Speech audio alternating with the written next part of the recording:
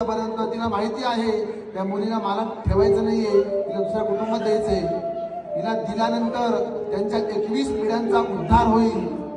ज्या वेळेस तुमच्या दोघांना एखादी संतती होते ना, त्या संततीपासून यांच्या गेलेल्या सर्व पितरांना स्वर्गामध्ये मोक्ष मिळत असतो। म्हणून कन्यादान श्रेष्ठ दान सांगितलेलं आहे। म्हणून हे मायपिता ही कन्या तुम्हाला दान देत आहे। त्यांची मुलगी त्यांना कधीच जड नसते, राहणार पण नाही। आणि एका वडिलांचं प्रेम हे मुलीवर जास्त असतं।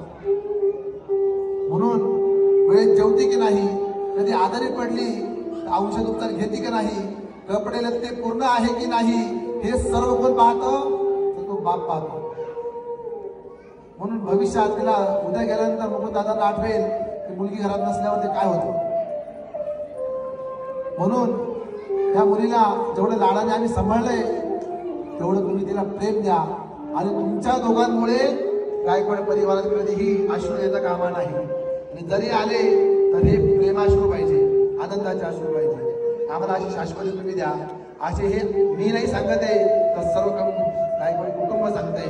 म्हणून मी मुद्दामून सर्वांना एकाच वेळी उभा केलेला आहे, हे मला सांगता यावं म्हणून त्या मुलीला स्वीकारा। म्हणून त्यांनी एक प्रार्थना आता म्हटली, यथाशक्ती आमची शक्ती आहे, आमची ऐपत आहे, त्याप्रमाणे दान करतोय।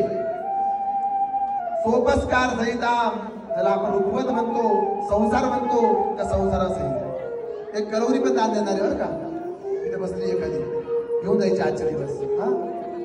उपस्कार सहिताम सहिताम प्रजापती दैवता, प्रजापती दैवता प्रित्यर्थ ही कन्या तुला भार्या म्हणून देतोय।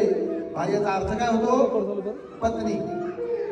मराठी अर्थ होतो भार, म्हणजे त्या व्यक्तीची त्या मुलीची जबाबदारी मी तुला देतोय आणि जबाबदारी आम्ही सांभाळली, भविष्यात तू सांभाळ आणि हिला भरपूर प्रेम दे, हिला कोणत्या गोष्टीची कमतरता पडू देऊ नको, अशी आम्ही सर्व